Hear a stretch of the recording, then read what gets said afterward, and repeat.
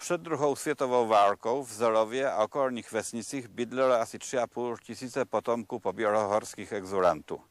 Když skončila druhá světová válka, místní národnostní a sociální poměry byly poměrně špatné. Byla také výzva československé vlády, aby Češi ze zahraničí vraceli se domů. Z těch 3,5 tisíce zelovských Čechů asi 3 tisíce se na podzim roku 1945 vrátilo do Čech. Ale asi 100 rodin tady zůstala a mezi nimi byli také moji rodiče.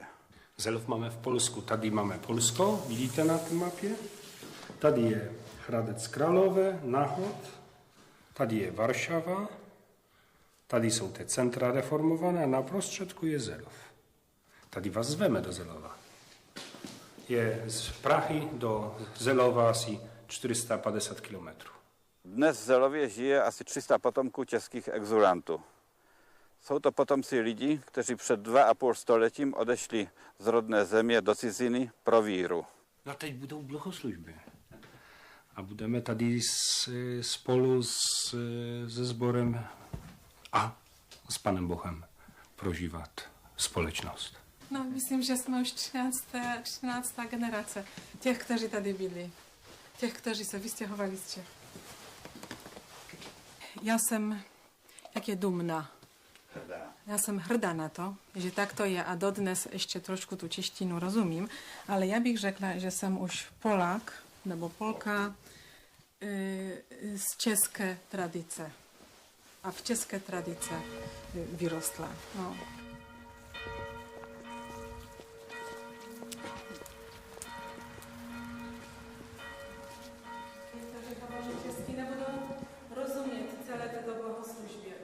Ale chceme jim vám přát vše nejlepší. Božímu požehnání.